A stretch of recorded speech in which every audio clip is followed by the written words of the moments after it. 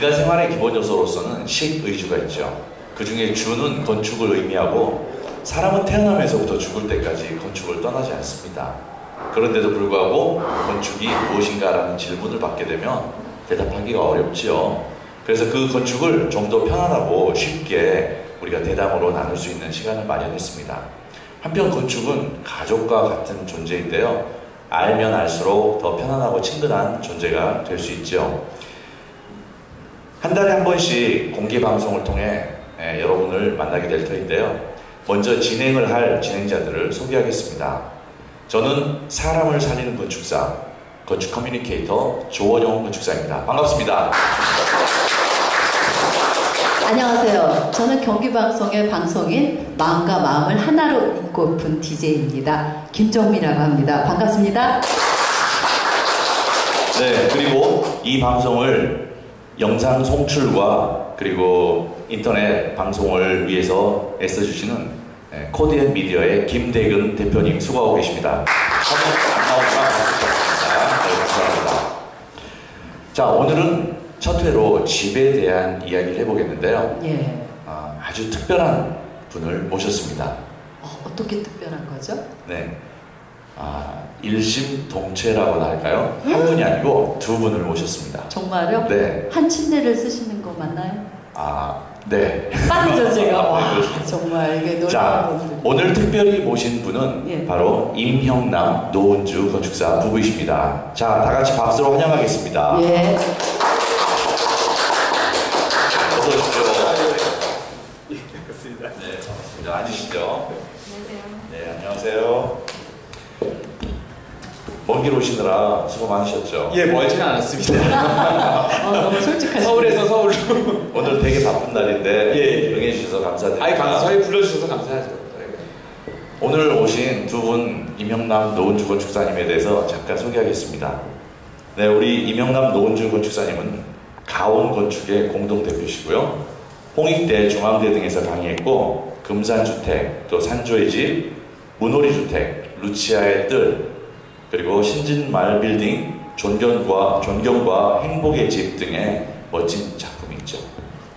게다가요, 이 두 분은요, 8저서로, 8권이라는 엄청난 저서가 있는데요. 그 중에 하나하나 소개해볼까요? 집, 도시를 만들고 사람을 이어주다. 1. 사람을 살리는 집. 2. 나무처럼 자라는 집. 3. 서울 풍경 화청. 4. 이렇게 해서 8권이나 저서를 냈다고 합니다. 두 분 중에 어떤 분이 더 많은 글을 쓰셨는지는 궁금해요. 앞으로 또 얘기 나눠보죠. 그런데 거기서 멈추는 게 아니고요. 세계일보에 무려 100회가 넘는 칼럼을 현재도 연재하고 계세요. 정말요? 네. 5년 됐어요. 예. 5년 동안 한 신문에 지속적으로 이렇게 열심을 가지고 한다는 것은 보통 일이 아닌데 참 대단하시네요. 아니, 저희가 대단한 게 아니고 계속 신문사가 대단하죠. 그걸 안 자르고 계속 실어주신 다 대단하시네요. 예. 그러면은 칼럼도 두 분이서 같이 이렇게 쓰시나요? 그렇죠. 예. 두 분이 안 하는 건 도대체 뭡니까? 그래도 몇 개 있을 것 같아요. 한번 찾아봐야겠는데. 왜 이렇게 그냥 쌍으로 다니세요? 그래서 어떻게 하다 보니까. 예. 사람들이 같이 또 안 다니면 예. 싸운 줄 알고 왜 그래요? 같이 안 다니면 너무 같이 항상 붙어 다니니까 그러시나 봐요. 사실 종일 건축에 대한 이야기를 많이 하실 것 같은데 댁에 들어가셔서도 건축 이야기를 하시나요? 그렇죠. 애들이 막 짜증내죠. 이제 그만하라고. 정말요? 계속 그러죠. 아무래도 관심사를 하루 종일 거니까. 그러면 24시간 잠자는 시간 빼놓고는 계속 건축에 대한 공부를 그러니까 하고 집에 계시죠? 가서는 주로 이제 뒷담이죠. 뒷담. 뒷담이 그게 더 재밌는 거죠. 그렇죠. 그때 진짜 공부가 나오는 거 아닙니까? 예. 정말 놀랍습니다. 우리 두 분은 TV에서도 자주 이렇게 뵀었는데요. 임 건축사님의 그 헤어스타일을 궁금해하시는 시청자들이 많이 계실 것 같아요. 궁금할 거 없어요. 그냥 안 자르고 그냥 놔두면 됩니다. 미용실을 자주 안 가면 돼요. 미용사가 굉장히 싫어해요. 별로 단골이 아니라고 얘기했죠. 삼손이 머리카락에서 힘의 원천이 있었듯이 이 설계에 대한 아이디어의 원천이 머리카락에서 나오는가요? 그렇진 않은데요. 그렇진 않은데. 그냥 뭐 그냥 방치하고 있습니다. 저 솔직히요, 아까 임권택 씨가 나타난 줄 알고, 누구지? 임권택이 누구지? 전인권? 전인권 가수가 나타난 줄 알고요. 사인 받으러 갈 뻔했어요. 될 수 없죠. 그 사람. 그런 오해 많이 받지 않으세요? 길거리 지나가다 보면? 포스가 다른데요. 네. 아무튼 오늘 우리 두 분 모셔서 집에 대한 아주 재밌는 이야기를 예. 듣겠는데요. 네. 먼저 저희 대담하기에 앞서서 우리 임영남 노은주 건축사님 부부께서 건축에 대한 이야기를 재미있게 모두 강연으로 준비를 하셨습니다. 자, 그 강연을 초청해서 듣겠습니다. 안녕하세요. 오늘 이제 이야기를 같이 나누게 된 노은주인데요. 저희가 보통 건축을 뭘로 짓느냐라고 얘기를 하면 뭐 우리가 흔히 생각한데는 콘크리트나 나무로 짓는 건가 이제 이렇게 많이들 생각을 하는데 저희는 건축은 이야기로 짓는 거라고 얘기를 많이 합니다. 그래서 그렇게 왜 그런 생각을 저희가 하게 됐나 이제 저희 건축과는 무엇인가 이런 얘기들로 오늘 좀 이야기를 출발해 볼까 하는데요. 일단 저희 소개를 하자면 저희는 이제 둘이 같은 대학 건축과를 나온 동문 선후배 사이고요. 설계사무소를 시작한 지는 한 15년 정도 됐습니다. 그래서 그 사이에 뭐 주택이나 문화시설이나 뭐 심지어 길 설계에 이르기까지 좀 다양한 작업을 계속 같은 사무실에서 함께 하고 있고요. 그다음에 이제 주택 프로젝트를 비롯해서 뭐 저 십자에서 했던 어떤 방송 부스, 기부를 위한 방송 부스, 뭐 희망풍차 프로젝트라든가, 그다음에 이렇게 그 전통 건축과 현대 건축을 결합한 형태의 주택이나 뭐 다양한 현대 건축을 작업을 계속 해오고 있습니다. 그리고 사실 건축을 하면서 계속 저희 작업에 대해서 뭐 기록하고 사진 찍고 그림 그리고 하다 보니까 자연스럽게 이제 그것을 책으로 좀 쓰게 됐는데 하다 보니까 좀 거의 이제 한 1, 2년에 한 번씩 책을 내게 돼서 쌓여서 이제 한 8권 정도의 책을 이제 만들게 됐고요. 그 중에 이제 나무처럼 자라는 집이라는 책이 좀 특별히 의미가 있는데 저희가 처음에 낸 책을 이제 10년 뒤에 좀 증보판을 내면서 추가로 쓴 글들이 이제 작년부터 중학교 교과서에도 좀 실리게 됐어요. 그래서 저희가 여태까지 건축해오면서 가장 보람 있었던 일 중에 하나라고 생각하고 있습니다.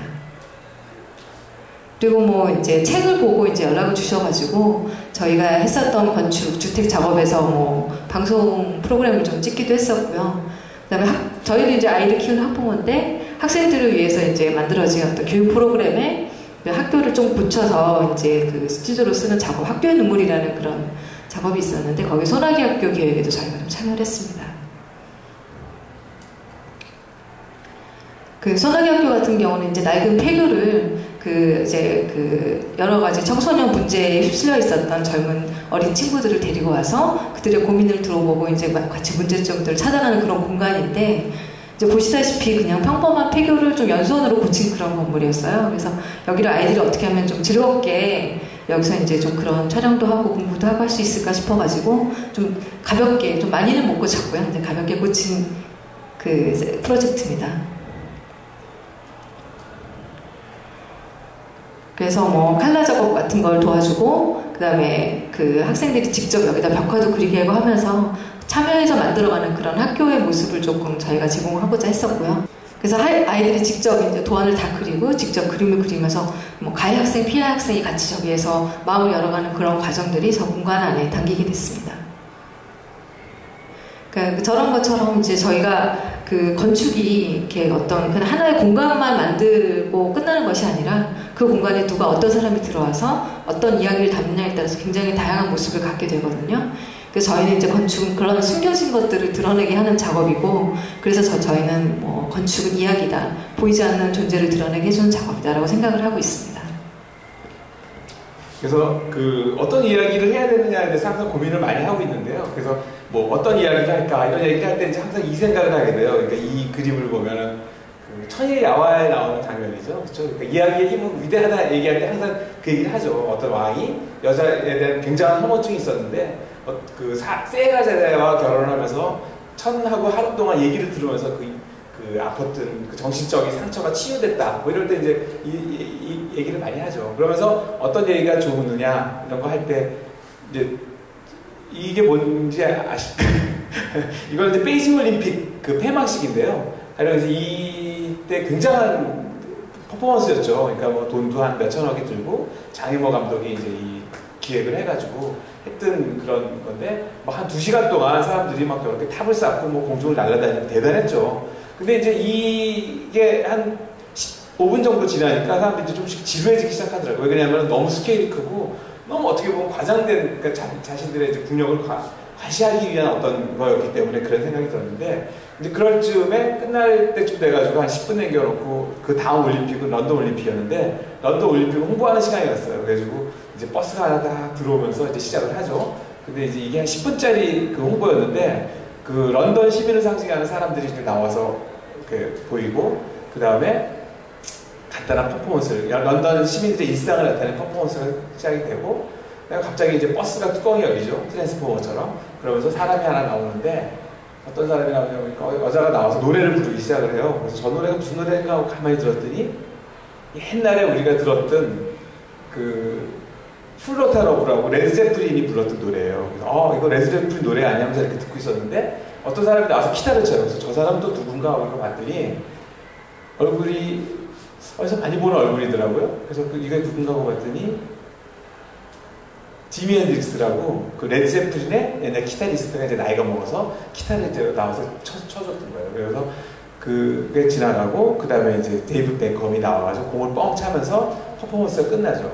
근데 이게 한 10분에 걸쳐서 일어났던 그 퍼포먼스였는데 이것을 보면 이제 그렇죠. 그러니까 그 10분 동안 영국을 대표할 수 있는 아이콘들을 쭉 나열을 한 거죠. 그러니까 런던 시민, 잉글리시 프리미어 리그, 그 다음에 브리티시 락, 그 다음에 지금 유행하는 파페라 뭐 이런 아이콘들을 쭉 나열을 하면서 10분 동안 아주 효과적으로 사람들한테 의사 전달을 했어요. 그러니까 이게 어떻게 보면 콘텐츠의 힘인데 그러니까 우리는 이걸 보고 가령 그 중국은 한 2시간 동안 얘기를 했지만 우리는 모두 지루했고 영국은 한 10분 동안 얘기를 했지만 사람들이 모두 하고서 딱 알아듣게 된 거예요. 그러니까 이를테면 그 컨텐츠로 하면은 중국만한 나라가 어디 있겠습니까 세상에.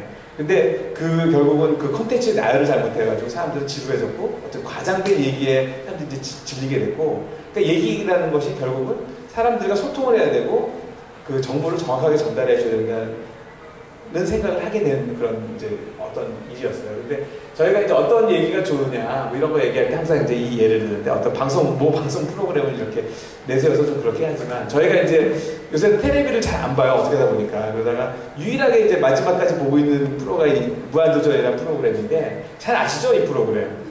6명의 이제 남자들이 나와가지고 엉뚱한 짓을 막 하는 그런 프로그램인데 가령 이제 뭐 수하고 처음에는 줄다리기 시합을 하고 뭐 지하철하고 달리기 시합을 하고 뭐 이런 무모한 짓을 하기 시작하고 나중에는 이제 뭐 이거는 봅슬레이를 이제 뭐 이렇게 타는 그런 퍼포먼스도 하고 그 다음에 저런 거는 이제 그 연탄재를 날르는 뭐 도전도 하고 뭐 이런 거를 해요. 그런데 그 중에서 제일 재밌었던 게 이게 이제 뭐 기억하는 분들이 좀 있을지 모르겠지만 뭐 어떤 좀비 특집 이런 게 있었어요. 굉장히 이 프로그램으로서는 굉장히 블록버스터급의 거였는데 그 엑스트라가 한 200명 정도 동원이 되면서 굉장히 이제 뭐 한 3주 정도 보니까 하려고 만들었던 프로그램이라고 봐요. 근데 이게 한 10분 만에 이제 뭐 거기 중에 그 멤버의 실수로 그냥 이게 끝나버려요. 그러니까 끝나고 마지막에 자막이 흐르죠. 그러면서 그 유재석이라는 그 개그맨이 뭐 이제 이렇게 망향자실에서 앉아있고 밑에 자막이 흐르죠. 그래서 하찮은 이가 꼬아놓은 방송의 최후 그러면서 이제 다시는 이들에게 지구를 맡기지 않겠습니다. 뭐 이런 얘기가 나오고 그다음에 이제 뭐 이런 얘기들이 좀 나와요. 이거는 이제 PD가 사람들한테 하는 얘기예요. 그래서 이제 이거는 어떻게 보면 좀 웃기는 얘기긴 한데 뭐 이렇게 되면서 한 번만 봐주세요. 뭐 이러면서 이제 끝나요.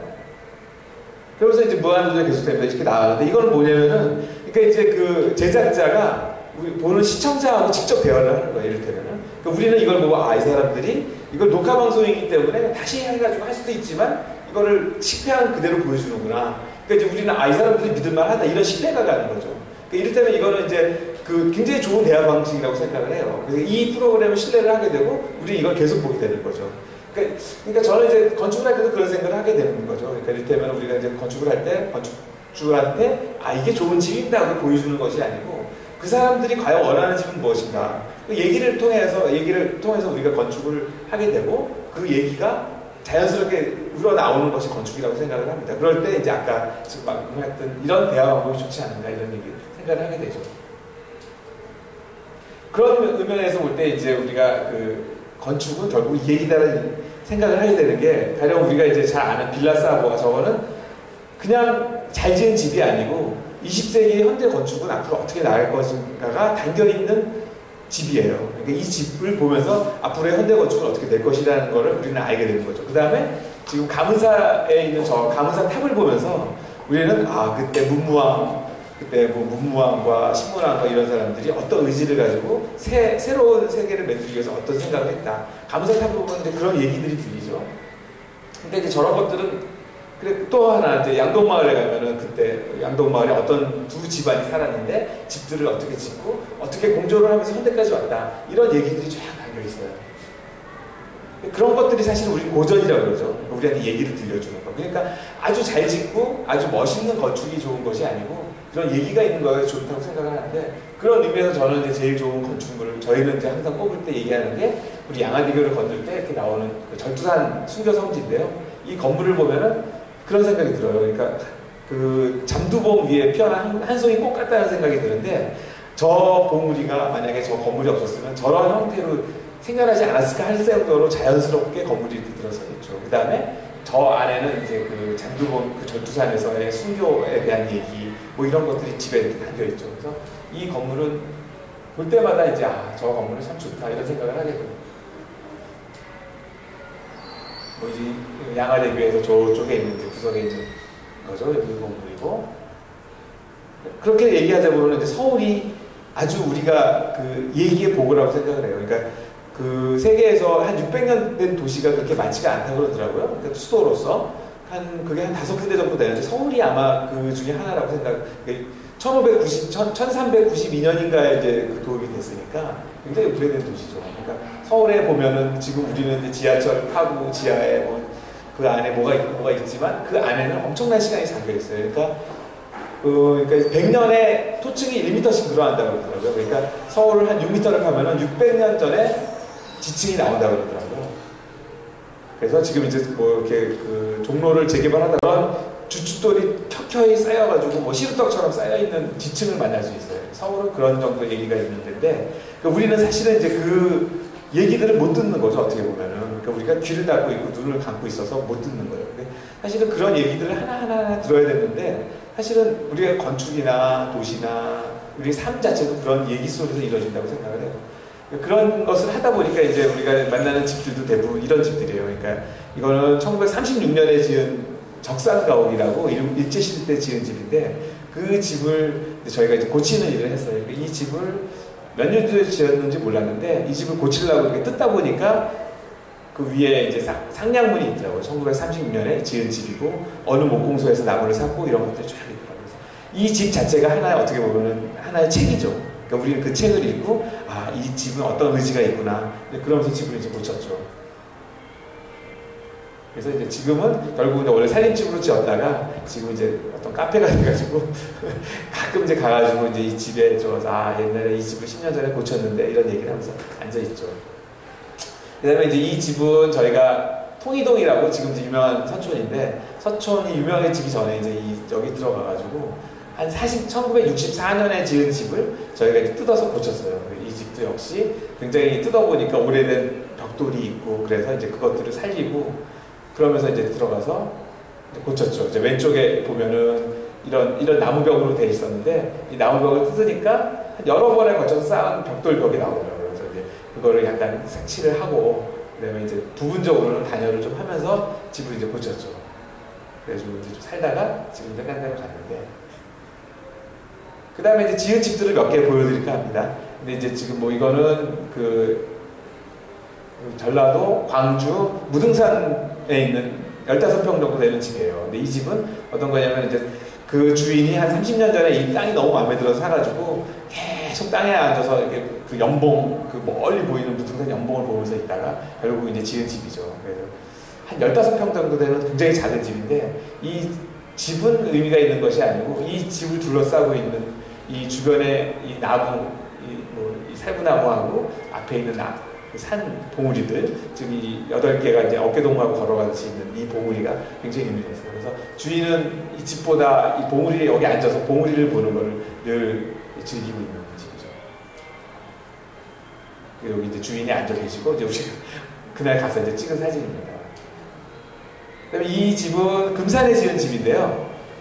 이 집은 그 대안학교가 있는 이렇게 산 봉우리에 있는 집이었어요. 근데 그 주인하고 그냥 9개월 정도 얘기를 하다가 처음에는 한 40평 정도로 계획을 했다가 얘기를 하면서 점점 줄여가지고 결국은 한 20평 정도 되는 작은 집으로 이제 집이 탈바꿈을 한 집이었는데 이 집은 앞에 이제 이 집에서 주요한 거는 뭐냐면 앞에 진학산이라고 산이 있는데 이 집에 산을 어떻게 담을 건가, 이 산의 얘기를 어떻게 받아들일 건가가 이제 이 집에 아주 굉장히 중요한 저기였죠. 그다음에 이제 이 마루에도 담고 방에도 담고 이제 그렇게 산을 담았죠. 그 다음에 집 안에는 이런 식으로 공간들이 이렇게 분절이 되고 하나가 됐다가 여러 개가 됐다가 이런 식으로. 옛날 우리나라 건축의 방식이죠, 이게. 굉장히 유연한 공간들이죠, 이제 우리나라 공간들이. 이제 그거를 현대 건축으로 그대로 좀 구현을 해봤습니다. 한옥이라기보다는 서양식 묵구조의 집이거든요. 이제 이런 식으로. 집은 그냥 일자에 굉장히 평범한 집이에요. 근데 사실은 그 주변의 경관이 굉장히 좋죠. 그러니까 그 경관을 어떻게 넣느냐를 가지고 굉장히 고민을 많이 했었던 집입니다. 그러니까 설계를 한 9개월 했죠. 그 집을 짓는 건 한 6주 만에 끝났는데 굉장히 허무하게 빨리 끝났어요. 설계를 한 기간에 비해서. 네, 집은 그냥 굉장히 그 저렴한 재료로 저렴하게 지은 집, 편안하게 지은 집. 이게 마루가 굉장히 넓어서 좋아요. 그래서 주인이 이제 이 넓은 마루를 좋아하고, 그 다음에 여기는 이제 야외 목욕장이라고 잠깐 장화도 신고 이제 뭐 그런 공간이고, 앞에 산이 늘 같이 하죠. 이제 집에 문을 열면 이렇게 바람이 지나가는 바람 구멍이 이렇게 있고, 그 다음에 이제 목욕장에서 보면 산이 또 보이죠. 어디서나 산이 늘 같이 가는 산이죠. 그다음에 이제 뭐 근데 여기가 이제 굉장히 그 외진고래실에서 사람들이 이 땅을 안 골랐대요. 근데 주인이 마지못해서 골랐는데 집을 전오니까 사람들이 이제 다 안타까워했다고는 훌담 되셨는데 어느 날 안개가 낀 날 갔더니 이제 이렇게 수묵화 같은 풍경이 이제 우리한테 선물을 했어요. 그러니까 이를테면 산이 우리한테 선물을 한 거죠. 그래서 굉장히 이 선물을 고맙게 받았습니다. 이거는 작년에 지었던 루치아이들이라고 한 10평 정도 되는 집을 고쳤어요. 공주에 있는. 뭐 이런 집인데, 이제 원래는 집이 한 1964년에 어떤 분이 서툴게 고친 집이었어요. 서툴게 지은 집이었는데, 그분이 이제 살다가 3년 만에 돌아가셔가지고, 어떤 할머니가 그 집을 계속 가꾸면서 살다가 돌아가시고, 그 할머니의 집을, 루치아라는 분이 스텔라 할머니가 그 성당에 같이 계셨던 할머니인데, 그 할머니의 뜰을 이어받아서 내가 이 집을 지키겠다. 그래서 루치아의 뜰이 됐습니다. 그래가지고, 이 뜰, 이제 옛날에 이런 것들을 이렇게 고쳤죠. 고쳐가지고. 이것도 한 6주 정도 고쳐가지고, 편안하게 고쳤어요. 그러니까 이거저거 한옥의 그 기법을 따랐다기보다는 좀 쓰기 편하게 마루 깔고, 이제 석가래를 노출하고, 그랬더니 노출해보니까 이제 그 집주인이 얼마나 서툴게 집을 지었는지가 보이더라고요. 아마추어가 지은 집. 근데 그것대로 맛이 있더라고요. 맛이 있고, 그 다음에 이제 우리가 좋아하는, 이제 이 할머니가 살았던 그 흔적이 그대로 있었어요. 처음에 저희가 고치러 갔을 때. 그래서 이제 이렇게 그대로 회벽을 좀 보수하고, 그 다음에 이제 여기 우리 요런 다락 같은 걸 뜯어서 누마루처럼, 요런 다락을 뜯어가지고 이제 이렇게 누마루처럼 오픈을 하고요. 남쪽이었는데 남쪽이 막혀 있어서 남쪽을 열었습니다. 그 다음에 이제 이렇게 고쳐가지고 지금은 이분이 이번에 공간 디자인 대상이라는 상도 받고 굉장히 이제 공주에서는 꽤 유명한 집이 됐습니다. 그 다음에 이게 마지막으로 이제 하나 보여드릴 거는, 이거는 이제 올해 고친 집인데, 또 고친 집인데, 이거는 이제 창고예요. 20년 전에 어떤 분이 이제 지어놓은 창고를 젊은 신혼부부가 집을 살 돈은 좀 모자라고 그래가지고 이제 이걸 고쳐서 집으로 쓰겠다. 그래서 저희가 되게 갸륵하다, 이런 공간에 대해서. 그래서 이제 이 집을 설계를 해서 이렇게 이제 안에 내부를 이런 식으로 2층으로 넣자. 집 속에 집을 하나 짓자 그래가지고 고쳤습니다. 그래서 고쳤는데 저희가 이제 이 외장할 돈이 없어가지고 지난주에 저희가 이제 그 전 직원이 가가지고 벽화를 그려줬어요. 이거는 우리 사진 늘 찍어주는 박영채 작가인데 박영채 작가가 사진 찍으려고 와서 기다리고 있고 우리가 이제 벽화를 조기 있는 게 저고요. 노은주 소장이 감시를 하고 있고 딱 그렇게 나왔네. 딱 그렇게 나왔네. 그래서 이렇게 고쳤습니다. 그래서 이제 고쳐서 이제 이렇게 벽화가 있고 옆에까지 돌아가면서 이제 바코드를 그리고 그걸 바코드를 숲으로 만들었어요. 그러니까 바코드. 저 바코드를 찍으면 사랑, 행복 이런 것들이 이제 나오는 그런 의미를 부여하고 안에는 이제 이런 식으로 고쳤어요. 그러니까 고쳐서 합판 이제 뭐 굉장히 저렴하게 한다고 해서 이제 합판을 그대로 이제 노출을 하고 그다음에 이제 페인트 칠하고 2층으로 했어요. 그러니까 1층에는 거실하고 공부방이 있고 2층에 침실을 두고 2층에 거실을 조금만 둬서 이제 이렇게 그 빔을 쏴서 영화를 보게 하고 이렇게 하고 저기 안에는 침실이고요. 이렇게 고쳤습니다. 지난주에 갔는데 옆에가 논이 있고 뭐 이래가지고 그 부부가 너무 행복해 하더라고요. 그래서 저희가 딴 걸 다 떠나가지고 그 젊은 부부들의 앞길에 굉장히 축복을 해준 것 같아서 굉장히 아주 흐뭇했던 프로젝트입니다. 감사합니다. 잠시 이 시간에는 책에 대한 이야기를 좀 나누고 싶어요. 지금 아까 말씀하셨던 대로 8권의 책을 쓰셨는데요. 그 책을 써 오시는 동안에도 스토리가 있을 것이고 그리고 8권 이후에 앞으로도 또 스토리가 담길 것 같은데요. 지금 가장 최근에 나온 책이 지금 여기 보이는 집 도시를 만들고 사람을 이어주다라는 책이네요. 네, 책에 대한 이야기를 한번 처음 쓰셨던 것부터 해서 이야기를 스토리로 한번 엮어서 말씀해 주시겠어요? 말씀하세요. 저희가 처음에 책을 내게 된 게 이제 첫 작업을 2000년대에 이제 처음 시작을 했는데 98년부터 이제 그 사무실 오픈하고 99년부터 작업을 한 집이 2000년에 처음 완성이 되는데 짓는 동안에 첫 작업이니까 굉장히 열심히 하고 그림도 많이 그리고 얘기도 많이 나누고 이제 기록을 많이 했는데 막상 집에 이제 딱 건축주분이 들어서 하기 시작하시니까 왠지 좀 허전한 마음에 그 쌓인 기록을 뭔가 이렇게 딱 모으다 보니까 책이 한 권 되겠다 싶어서 책을 우연히 이제 만들게 됐어요. 근데 이제 그게 의외로 주변에서 되게 좋게 봐주셔가지고 저희가 왜 영화를 보면 우리가 뒤에 코멘터리라고 해서 이제 감독이 하는 얘기를 따라가면서 이 뒷얘기나 이런 거를 굉장히 좋아하잖아요. 또 영화와는 별개로. 그래서 저희가 이게 일종의 건축 코멘터리가 될 수 있겠구나 그런 생각이 좀 들더라고요. 그래서 마침 저희가 그때 그닥 바쁘지도 않았고 일도 많이 없었고 그래서 그 다음에도 이제 그런 작업들 저희가 하는 작업들을 이제 계속 기록을 하게 물론 이제 그 첫 책은 한 집을 가지고 한 권의 책을 만든 거고요. 그 다음에는 뭐 좀 모아서 만들기도 하고 아니면 뭐 서울풍경 화첩이라는 책은 이제 임 소장 같은 경우는 서울 토박이 태어나서부터 계속 서울에 살았고 저도 이제 초등학교 이후 서울에 살았기 때문에 둘이 이제 그동안 뭐 서울을 돌아다니면서 본 그 여러 가지 풍경들 그림으로 모은 게 한 10년치를 모으니까 그것도 역시 책이 한 권이 돼서 그 이제 그림책으로 그 글은 별로 없는 그림책으로 첫 책이 몇 년도에 쓰신 거예요? 2002년이요. 2002년. 사실 책 보면요, 지금은 글을 누가 쓰셨는지를 알 수가 없어요. 저희도 헷갈립니다 이제.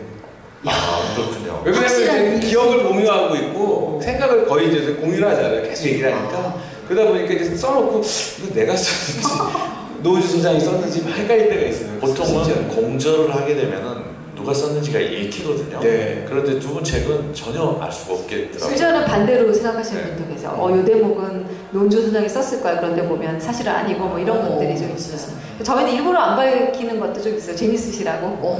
근데 그림은 어떻습니까? 그림은 사실은 임 소장님이 많이 그리시죠. 네.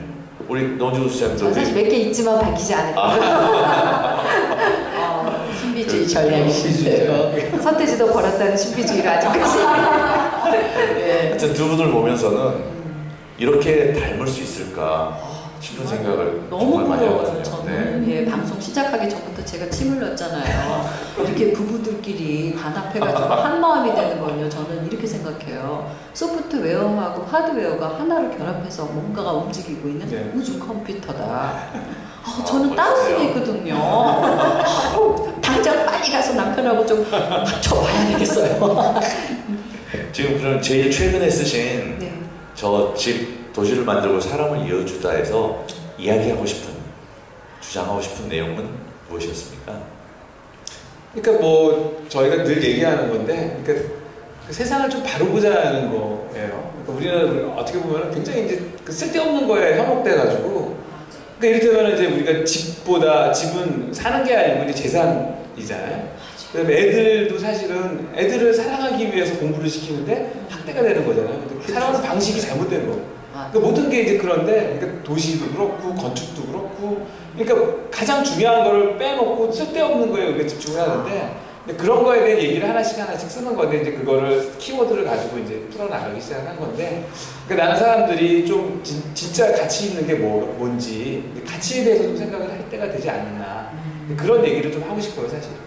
아까 강연을 듣는 중에 제 마음에도 많이 와닿았던 게 건축은 대부분의 사람들이 하드웨어다라고 생각을 하거든요. 사실 껍데기인데 근데 지금 말씀하셨던 것 중에 제일 중요한 소프트웨어가 스토리다, 그렇죠.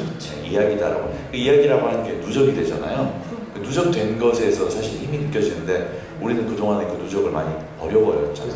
그래서 예를 들면 이제 도시를 개발할 때 우리가 600년 된 도시로서 갖고 있는 정체성이 있잖아요. 이제 가령 우리가 수메문이 불탄 건 굉장히 아쉬워하지만 피만길이 없어진 거에 대해서 다들 잊고 있거든요. 그렇죠. 근데 피만길이 사실은 처음에 조선왕조가 생길 때부터 있었던 길인데 싹 밀어가지고 그거를 그냥 그 수백 채의 집을 다 허물고 그걸 하나의 건물로 그냥 올려버리고 그거는 사실 강남에도 있고 부산에도 있고 다 어디든 있을 수 있는 그런 건물을 굳이 거기에 길을 다 밀어버리고 옛날 지도 몇백 년 된 지도에도 보면 다 그 길 이름이 써있고 그런 것들을 우리 스스로 역사를 막 지우고 있거든요.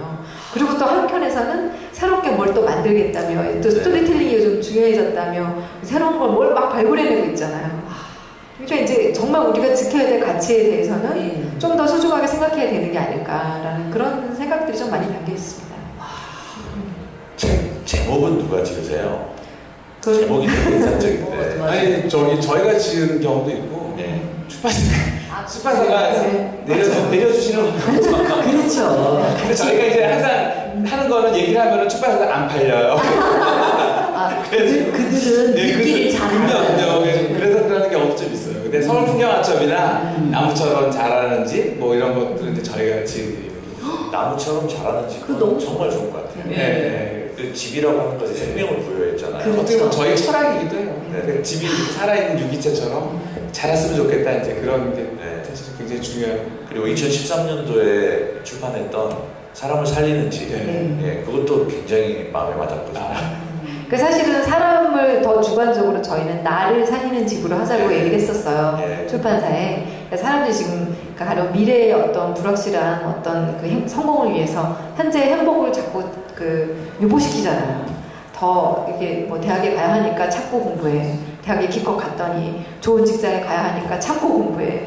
좋은 직장에 갔더니 더 나은 데로 옮겨야 되니까 참고 또 영어 공부하고 막 이제 그런 식으로 기약이 없이 계속 우리가 현재를 잊고 사는 자기를 되찾자 이런 의미로 그래서 집에서도 그런 우리가 이제 뭐 부동산 이런 가치를 위해서 사실은 나는 자꾸 아늑한 집에 살고 싶은데 뭐 아파트를 사고 되팔고 옮기고 이렇게 하잖아요. 그래서 그런 거 하지 말고 이제 나를 살리자 이렇게 얘기했는데 출판사에서 나라고 하면 그게 건축가인지 뭐 그냥 아주 그 너무 주관적이라고 생각하고 사람으로 바꾸자 해서 사람을 살리는 집이 됐는데 의외로 또 되게 그 제목을 좋아하시는 분들이 많더라고요. 출판사 사장님께서 아주 흐뭇해하고 계십니다. 그래요? 지금 몇 살까지 나왔는지는 기억하세요? 글쎄요, 이렇게 뭐 책마다 조금씩 다 달라서요. 사람 살리는 집은 한 3, 4살? 잘 모르겠어요. 계속 잘 팔렸으면 좋겠다는 생각을 하고 사실은 저도 이제 독자의 입장으로서 계속 기다려져요. 왜냐면 쉽거든요. 이야기가 되게 건축가들이 쓰는 책들이 현학적인 책이 되게 많아요. 근데 애초에 그런 의도가 있었어요. 그러니까 처음에 이제 책을 쓸 때 의도가 그랬어요. 그러니까 그동안 선배들한테 이제 어떻게 보면 뭐 이렇게 욕되게 하는 얘기를 하자는 게 아니고 어떻게 보면 약간 그 건축인의 어투가 있었어요. 근데 그 어투는 건축하는 사람조차도 알아듣기 힘든 어려운 말들을 많이 써요. 그러니까 없어진 단어도 많이 사용하고. 그러니까 그게 서로 그 경쟁이 되다 보니까 점점 어려워지더라고요. 그걸 아무도 못 알아듣는 거는 이게 아니다. 이러다 보면 저도 유리된다 이런 생각을 해서 우리는 정말 쉬운 구어체로 쓰자고 시작을 하면서 이제 글을 쓰기 시작을 한 거거든요. 그래서 내가 알아듣고 내가 노은주 소장한테 얘기를 하듯이 노은주 소장이 나한테 얘기하듯이 글을 쓰자. 그게 아마 시작이 돼서 그랬던 것 같아요. 사람들이 금세 읽는다면 굉장히 좋아합니다. 그러니까 그냥 수술 화장실에서 그게 최고예요. 사실은 대상이 대중이잖아요. 지금 네. 쓰신 대상. 그게 맞는 거죠. 네. 그러니까 건축가로부터 건축이 출발하는 게 아니고 사실은 건축주의 욕으로부터 출발하는 것이기 때문에 사실 건축주의 소양이 높아져야 되는 게 맞는 거거든요. 근데 사실 저희가 뭐 누구를 보여주기 위해 일부러 뭐 대중을 위해서 이런 건 아니고요. 그러니까 원래 그런 거 있잖아요. 이렇게 자기가 보고 싶은 책, 보고 싶은 글. 그러니까 저희도 책을 읽다 보면 어떤 글은 굉장히 좋고, 야 이건 내가 정말 보고 싶은 책이었어. 근데 어떤 책은 보다 보면 기대한 거와 달리 너무 어렵거나 실망스럽거나 이렇잖아요. 그래서 저희가 보고 싶은 글이라면 아마도 이런 것이 아닐까라고 생각하고 쓰는 부분도 있고요. 그다음에 뭐 사실 저희가 이제 또 세계일보에 계속 칼럼을 우연히 쓰게 됐는데 다행히 이제 그냥 2주에 한 번씩 쓰는데 지금 5년째가 됐거든요. 이제 계속 웬일로 계속 이제 이어지고 있어서 끊임없이 이제 저희 주변의 일상에 대해서 이제 출발을 해서 저희가 하고 있는 작업과 하고 있는 공부와 뭐 이제 그 주변 사람들의 듣는 이야기, 그다음에 아니면 그때그때 이슈 이런 것들을 계속 생각을 안 할 수가 없거든요. 테마를 계속 찾아야 되니까 결국 그런 생각들이 그냥 글로 그냥 자연스럽게 가는 것 같아요. 저는 사실은요, 건축사가 쓰는 책, 그거 좀 딱딱한 거 아니야? 이렇게 생각했어요. 진짜. 그랬는데 두 분 얘기를 들으니까, 와, 여기에 인문학이 들어있네? 뭔가 이렇게 우리가 살고자 하는 사랑, 관계, 이런 것들이 다 들어있겠다는 그런 기대감이 나면서 빨리 읽고 싶어요. 감사합니다. 아까 말씀하셨지만 중학교 교과서에 글이 실렸잖아요. 네. 매우 바람직한 현상이라고 저는 생각을 해요. 네. 어려서 좋은 건축에 대한 인상을 갖게 되면은 그들이 이제 소비자가 되고 건축주가 될 때 이런 집을 지어야겠다는 생각을 하게 되잖아요. 저희도 굉장히 영광스럽게 생각을 하고 네. 그렇게 이런 게 그래도 사람들이 공감을 하는구나에 대해서 되게 고마워하고 있어요.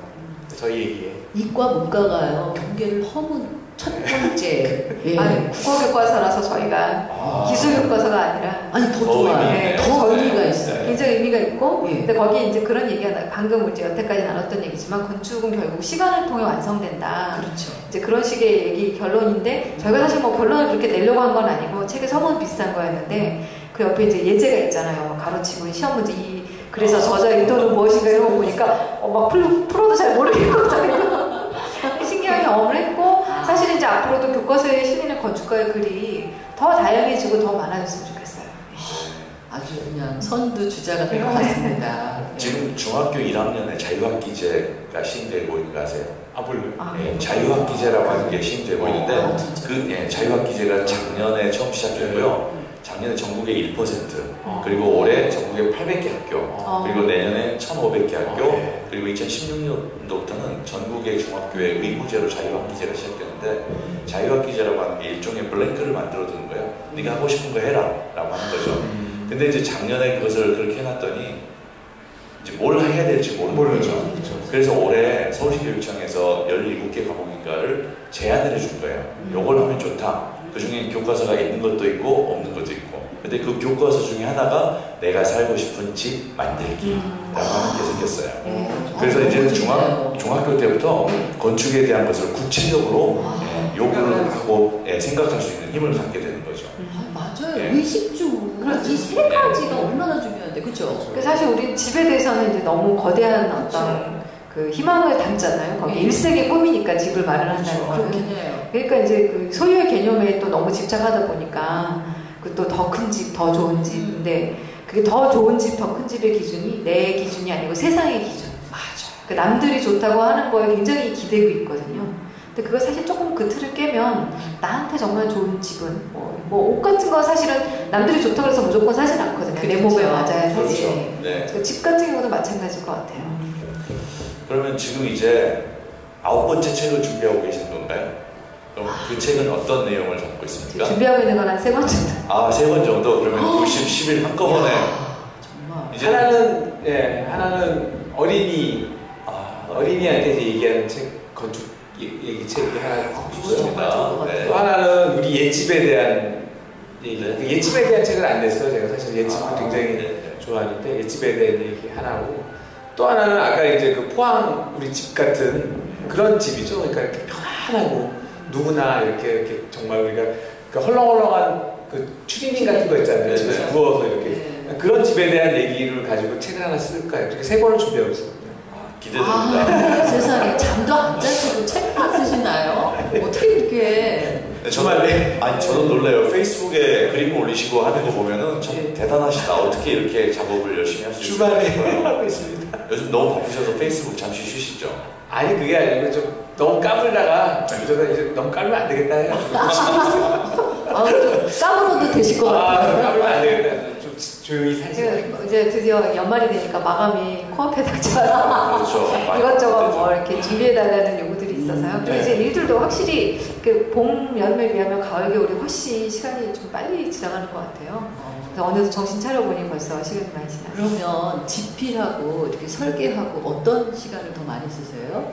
지금은? 아무래도 설계를 제일 물론 많이 설계 이제 많이 쓰고 지필은 정말 짭짭이. 실제로 책을 쓰고 나서 수주하는 데 도움이 되십니까? 저희는 대부분 집 보고 와요. 그렇죠. 저희 건축.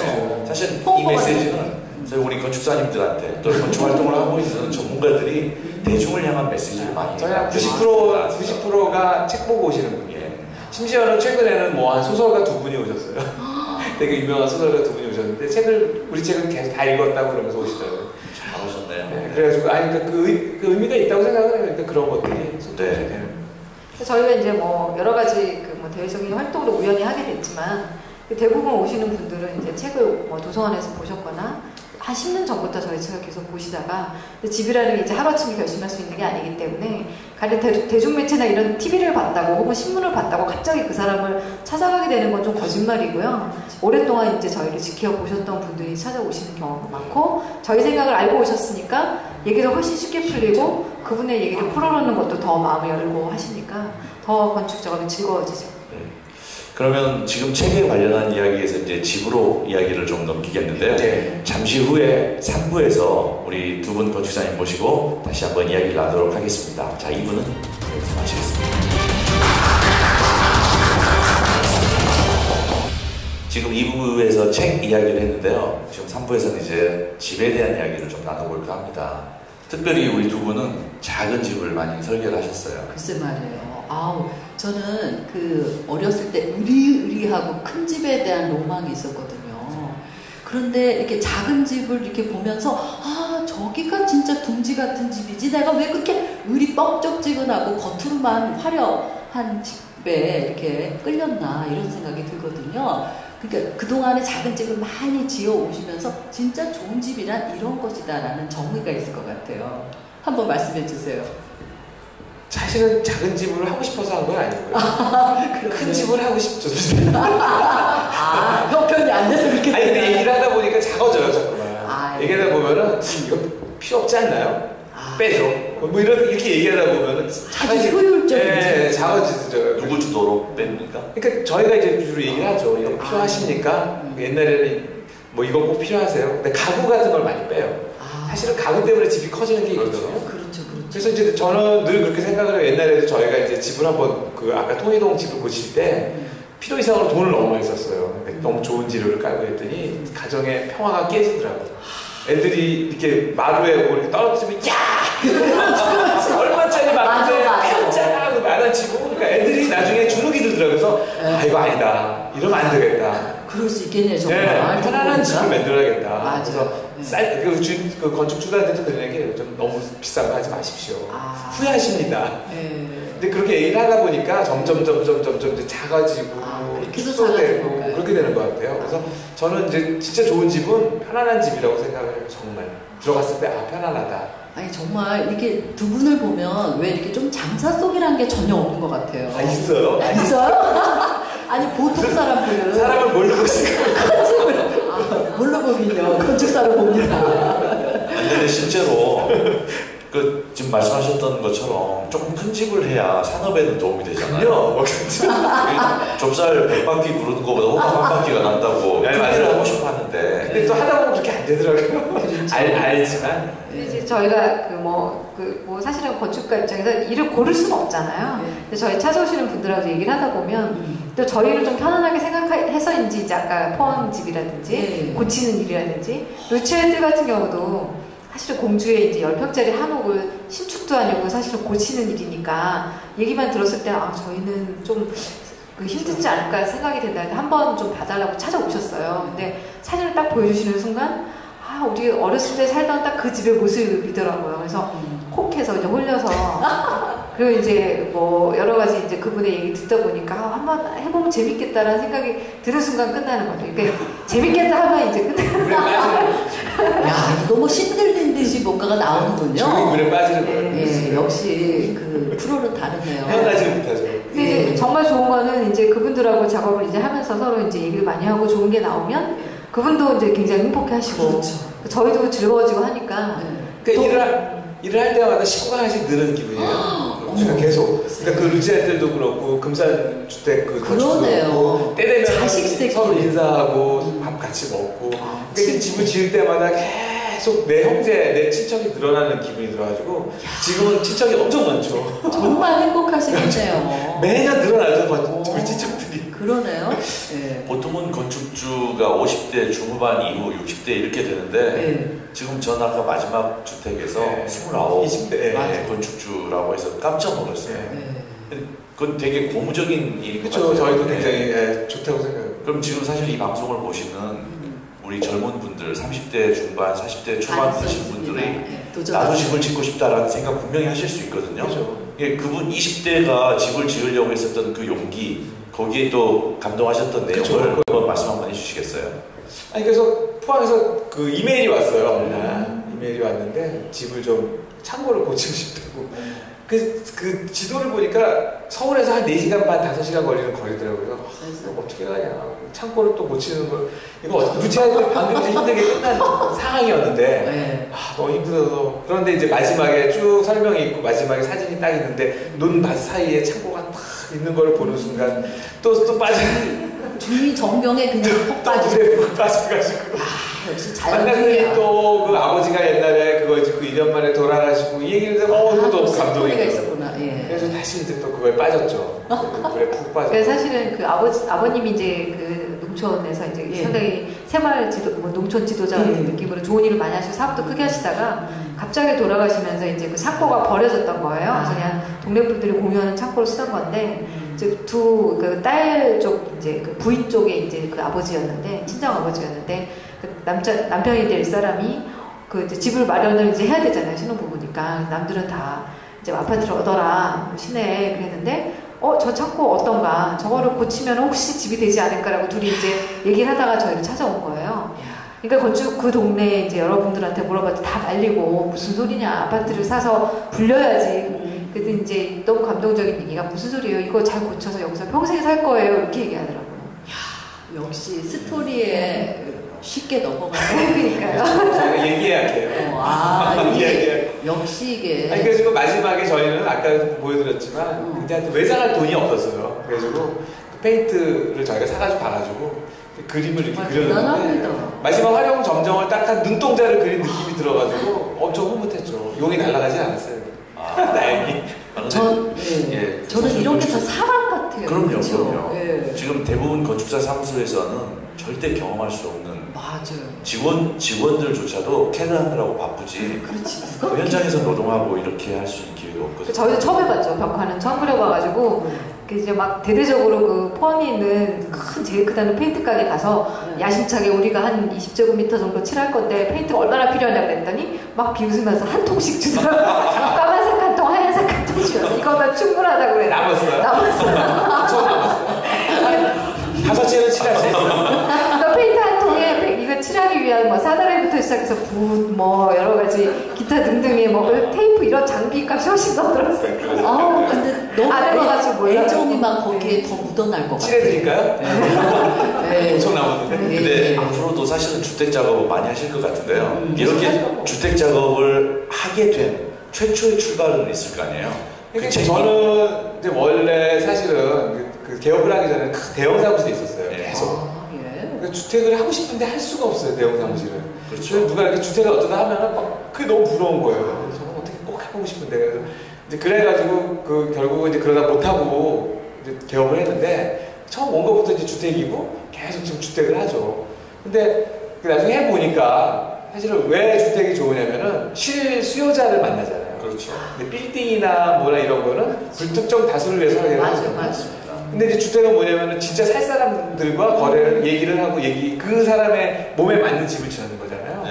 그게 제일 보람이 있는 것 같아요. 맞춤 옷을 네, 제작하듯이 그렇죠? 그 사람이 뭘 원하는지 알잖아요. 근데 예. 우리가 아파트나 뭐 빌딩이나 이런 거는 모르죠. 누가 올지 모르잖아요. 예. 평균적인 가격을 가지고 하는 거기 때문에. 근데 그 집 설계 최초로 수주하셔서 설계하셨던 게 책을 쓴 이유인가요? 그전인가요?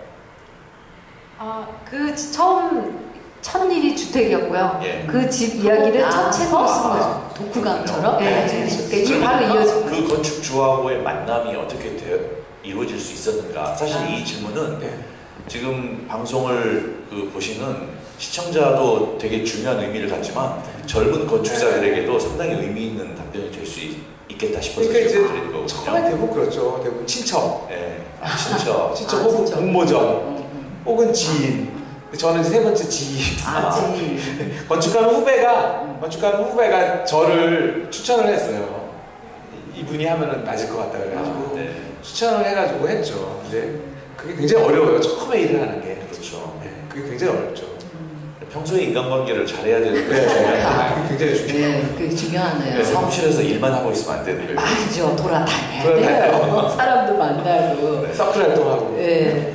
전 또 궁금한 게 이렇게 집을 보면은 집에도 표정이 있는 것 같아요. 네, 맞아요. 네. 어떤 집은 왠지 들어가면은 겉은 멀쩡한 것 같은데 좀 이렇게 쌀쌀하게 사랑도 안 하고 막 가짜 이렇게 하숙생처럼 살 것 같고 어떤 집은 조금 소박해도 들어가면 엄마가 된장찌개를 끓이고 있는 그런 집 같은 느낌이 있단 말이에요. 그건 어디서 나오는 분위기죠? 그거는 이제 주인을 닮아가는 것 같아요. 그래요. 네, 그러니까 나는 이제 늘 얘기를 하는데 희한하게 사람들이 땅을 가져오는데 정말 자기하고 비슷한 땅을 가져요. 그래요. 자기 성격하고 비슷한 땅을 가져요. 그러니까 땅도. 그게 이제 뭐 우리가 궁합이 있다, 뭐 사주가 있다 이게 있잖아요. 네. 그러니까 결혼 상대자가 결국은 언젠가 인연이 있는 사람을 만나는 거예요. 결혼으로. 그렇죠, 그렇죠. 땅도 인연인 것 같아요. 정말 그거는 나는 절대적으로 그걸 믿어요. 아니 땅은 땅이지만 집 말이에요. 근데 집을 그 사람의 그 품성이 들어가더라고요 집에. 그래요? 그러니까 우리가 설계를 해도 그 사람 모양이 돼요. 아. 그 건축주가 원하는 얼굴, 그 사람의 표정, 그 사람의 사회에 대한 생각 이런 게 집에 들어가요. 근데 저는 이렇게 생각해요. 집을 질 때요. 네. 사랑을 가지고 집을 주시면 네. 거기서 사는 사람들한테 그 사랑이 다시 전이가 될 수도 있다고. 근데 모든 건축가는 다 애정을 가지고 근데 그건 하고요. 좀 다른 것 같아요. 근데 이제 돈을 거겠다고 하는 사람도 있잖아요. 근데 그렇게 많지 않아요. 건축이 많은 분들의 이제 공통된 생각인데 대부분의 건축가들이 건축을 통해서 이렇게 대단한 재산을 모으는 건축가는 거의 없다고 보시면 이건 좀 너무 좌절스러운 이야기나 근데 이제 저희가 그렇지만 이거는 정말 세상에서 뭐 몇 손 안에 꼽히는 행복한 직업 중에 하나라고 생각해요. 왜냐면 들으면 들을수록 저희는 이제 사실은 뭐 그 힘든 사람을 만나는 게 아니라 평생의 꿈을 이루려는 사람을 만나는 거잖아요. 그러니까 특히 이제 집 같은 경우도 그렇고 뭐 얼마나 힘들어. 대단한 빌딩 이런 것들이야 이제 뭐 회사나 뭐 혹은 관공서나 이런 데서 일로 만드는 물론 건축물들도 있겠지만 그런 건 좀 더 사무적으로 이제 해야 되겠지만 그것도 마찬가지로 이제 조금 더 이제 그 안에 사용자들을 생각하다 보면 또 다른 해법이 나올 것 같고요. 특히 개인 건축주들을 만나면 이 사람의 일생의 꿈이기 때문에 이야기할 때 너무 좋아하고 너무 즐거워하고 사람들이 또 근데 이제 설계는 재밌게 해놓고 시공하면서 막 괴로움을 또 많이 당하기도 하거든요. 뭐 돈 문제라든지 시공자의 문제, 현실적인 문제, 뭐 자재의 품질의 문제 이런 걸 그런 괴로움을 이제 최대한 이제 당하지 않으려면 정말 이 사람이 원하는 바를 설계 단계에서 많이 풀어줘야 돼요. 그걸 최대한 설계에 반영이 돼야지 그 시행착오 없이 완성이 되거든요. 그래서 그런 것들을 좀 풀어가는 게 그때그때 재밌고 그때그때 다 다르고 그래서 아주 즐거운 직업이라고 생각을 합니다. 즐기면서 하시니까 작품도 좋은 게 나오고 그런 것 같아요. 제가 하나 궁금한 거는 또 우리 이제 사회가 점점 다양화되잖아요. 근데 이 집들은 왜 이렇게 다양화되지가 않고 똑같은 닭장 같은 아파트 속에 들어가서 알라래는 거야. 뭐야 밤마다 불을 켜가지고 전 약간 그런 느낌이 들어요. 집에 들어갈 때마다 야 이게 뭐냐 이게 닭장 같다 이런 생각이 드는데 앞으로 우리의 어떤 주택의 그 변화는 어떻게 가야 될 것 같아요? 어느 순간 의식이 이제 전환이 될 것 같아요. 그렇죠. 사람들이 그러니까 여태까지는 남을 위해서 살았거든요. 남에게 보여주는. 그러니까 이타적인 삶이 아니고 남에게 보여주기 위한 거. 맞아. 혹은 남의 기준, 세상의 기준에 맞게 살았어요. 그러니까 뭐 40대가 되면 몇 평 아파트, 50대가 이거는 어떻게 보면은 그런 장사하시는 분들이 정해놓은 기준이거든요. 근데 우리가 거기에 충실히 따랐는데 이제부터는 이거 아니다라는 생각을 하게 되는 순간 주거 문화가 바뀔 것 같아요. 저의 이런 느낌은 좋은 거죠. 예. 그러니까 아까 그 포항 건축주 같은 사람들이 나타날 것 같아요. 그런 분들이. 그러면은 굉장히 희망적이죠. 지금 작은 집, 아까 그 광주에 있는 부동산에 있는 것은 15평이라고 이야기하셨잖아요. 실제 15평이면 우리 보통의 사람들이 생각할 때는 작다라고 느끼거든요. 근데 15평이 작지 않다라고 지금 생각하셨기 때문에 그렇게 권하신 거잖아요. 그러면 어딘가를 희생을 시켰을 텐데. 그게 아니고 가구를 희생했죠. 가구를. 가구를 없애면 돼요. 선방처럼 꾸미셨나요? 아니, 그러니까 소파, TV 이런 것들. 그렇죠. 다 좌식으로 그냥. 그렇죠. 그러면은 그렇게 넓을 필요가 없어요. 침대 들어가면 침대에 맞게 사이즈가 방이 커지고, 소파가 들어가면 소파에 맞게 거실이 커지고, 대형 테레비가 들어가면 그거에 맞게 거리를 유지하기 위해서 거실이 커져야 되거든요. 근데 그런 것들을 줄이면은 다 공간이 축소가 돼요. 그럼 15평도 충분히 사람들이 살 수 있는 공간이 나와요. 안방에서 제일 좋은 자리에 침대를 모시고 살죠. 그렇죠. 모시고 이겨서 돌아다니면서. 네. 근데 사실 그거예요. 그러니까 가구를 희생시키면은 공간이 넓어져요. 맞습니다. 근데 가구가 우리 그 양복 같은 경우 지금 어깨라든지 이게 틀이 틀어지지 않도록 하기 위해서 가구가 커졌잖아요. 무등산에 사시는 분은 거의 한복을 입고 생활하시겠네요. 그렇죠. 옷장까지 없앨 수는 없고요. 그래서 마당이 넓으니까 공간이 안 좁아요. 집이 확장이 되거든요. 낮에는 주로 밖에 있어요. 거의 집에 안에. 그러니까 우리가 잠자는 공간은 작지만 내가 눈으로 보는 시야는 더 넓어지는 거죠. 자연을 보고 살 수 있으니까. 굉장히 자연주의세요. 얘기를 하면 할수록 느껴지는 게 아무래도 그렇게 가더라고요. 자연인 같으세요. 그렇게 사람들이 지금 내 집을 짓고 싶다라고 하는 생각을 좀 많이 가지고 있죠. 그런데 지금 아파트에서 그 생활에 익숙해져 있다 보니 밖으로 나가더라도 이 편리함을 버리지 못하는 그 마음의 두려움 같은 게 있죠. 그러면 그 두려움과 맞바꿔서 훨씬 더 유익함이 있다라고 하는 내용에 대한 메시지를 한번 주시겠어요? 그러니까 저는 이제 그 제일 불안해하는 게 치안 뭐 이런 건 되게 불안해하시거든요. 근데 이제 사실은 그게 굉장히 힘들어요. 왜냐면 옛날에는 동네가 있었기 때문에 자체 치안이 됐거든요. 그렇죠. 동네 할머니들이 계셨잖아요. 할머니들이 누구 나타나면 외지에서 누구냐고 물어보잖아요. 그렇죠. 근데 요새는 그게 없어진 거예요. 어딜 가면은 누구나 다 공동체가 없어졌기 때문에 사실은 저희가 이제 같이 병행해야 되는 게 공동체를 빨리 복원을 해야 되고 그 다음에 이제 그 단독주택이 활성화되면서 점점 그런 것들이 생겨나야 된다고 생각을 해요. 그래서 그런 게 살아나면은 점점점 주거문화도 발전이 될 것 같아요. 그 사실은 이제 그 아파트는 그럼 어쩔 거냐 이제 그런 얘기들을 하잖아. 다 버리고 단독주택으로 탈출하기엔 땅도 없고 사실은 이제 이미 도시화가 너무 진행이 됐기 때문에. 근데 사실 아파트가 무슨 죄일까 또 이런 생각도 들어요. 왜냐면 우리가 사실은 아파트에 정부 측 힘든 건 2년에 한 번씩 이사 가고 이웃이 없고 그 다음에 이제 늘 똑같은 일상, 아무런 변화가 없는 일상이 반복이 되기 때문에 싫은 거거든요. 근데 가령 뭐 저희도 이제 몇 년 전부터 아파트에 살기 시작했는데 처음에 이사 올 때는 저희도 좀 낯설고 그 전에는 이제 단독주택도 살고 뭐 이제 다양한 데 살다가 그랬는데 이제 2, 3년이 지나니까 동네 사람들하고 인사를 트기 시작하고 옆집 애가 커서 이제 막 초등학교 가는 거 보게 되고 뭐 그런 식으로 이제 어떤 그 커뮤니티까지는 아니지만 익숙해지는 거죠. 사람들하고 어떤 끈끈한 연대가 생기고 저 집 동생 봤네 뭐 이제 애기가 또 막 그래서 이제 걔가 울고불고 이제 떼쓰는 것도 보게 되고 뭐 이제 이런 것들이 옛날 동네 모습이 아닐까 싶어요. 사실은 옛날에는 그런 커뮤니티가 자연스럽게 이웃 간에 이제 좀 근데 그렇다고 또 현대인들이 예전처럼 뭐 남의 집이 시시콜콜 다 간섭할 수는 없지만 어떤 그런 저 가벼운 연대랄까 그런 것들 공동체라는 게 그렇잖아요. 뭐 이제 좀 이 집에 일이 있을 때 옆집에 가서 도움을 좀 청할 수도 있고 그러니까 그런 걸 못하기 때문에 사실 힘든 거고 그래서 그 두 가지가 있다고 생각을 해요. 그 정말 그 주거 형식보다는 마당에 있는 집을 원하고 뭐 어떤 자연과 좀 더 만나고 싶어서 단독주택을 원하는 사람들도 있을 것이고 혹은 기존에 이제 아파트나 이런 주거에서 어쩔 수 없이 못 벗어나는 사람들이 있잖아요. 직장 문제, 교육 문제 이런 것 때문에. 그렇다면은 그걸 선택하는 기준을 뭔가 그런 남들이 볼 때 어떻게 생각할까, 내가 이런 집에 사는 거를 뭐 좋게 생각할까 이런 걸 의식하지 말고 내가 이런 정도의 환경이면 충분히 즐겁게 살 수 있겠구나라는 어떤 그런 걸 좀 만들어 나가는 거죠. 조금 더 오래 살아본다든지 좀 더 자연에 가까운 단지로 간다든지 마당이 있는 어떤 그런 단지로 간다든지 그런 식으로 누구나 자기만의 해법이 있을 것 같아요. 그러니까 자기 중심을 다 잃어버리니까 아참 가온 건축이 곳이라고 들었는데 그 가운이라는 뜻이 어떤 뜻이에요? 그 무슨 우리말로는 이제 가운데라는 뜻이 있고요. 가운데. 예, 한문으로 이제 저희가 이제 생각을 하다가 했는데 집가자에 평온한 온자예요. 평온할 온자. 근데 이제 그게 그림으로 보면 그렇대요. 그 1년 추수를 다 끝내고 마당에 추수한 결과물을 놓고 그걸 이제 보는 거죠. 평온하게. 이제 나는 놀 일만 남은 거야. 한 3달 동안. 그 흐뭇한 마음. 그래서 집을 짓고 나서 건축주도 이제 행복하게 살 일만 남았구나. 우리는 집이 잘 져서 잘 됐구나. 그런 느낌이죠. 네. 두 분 말씀 가운데 가족이 늘어나는 것 같다라는 말은 되게 인상적으로 다가왔어요. 가슴이 그 가족이라고 하는 게 사실 유전자를 낳는 사람이잖아요. 그렇죠. 자기가 우리 두 분이 설계한 것 자체 그 건물도 유전자가 들어간 것이고 또 그 주인의 유전자도 들어가 있잖아요. 그렇죠. 섞인 가족이 늘어난다라는 표현은 매우 감동적으로 잘 들었습니다. 자, 오늘 집에 대한 이야기 우리 임형남 건축사님, 노은주 건축사님 모시고 들었는데요. 자, 3부는 여기에서 마치고 4부에는 도시, 특별히 서울에 관한 이야기를 또 두 분과 함께 나누도록 하겠습니다. 자, 3부는 여기서 마치겠습니다.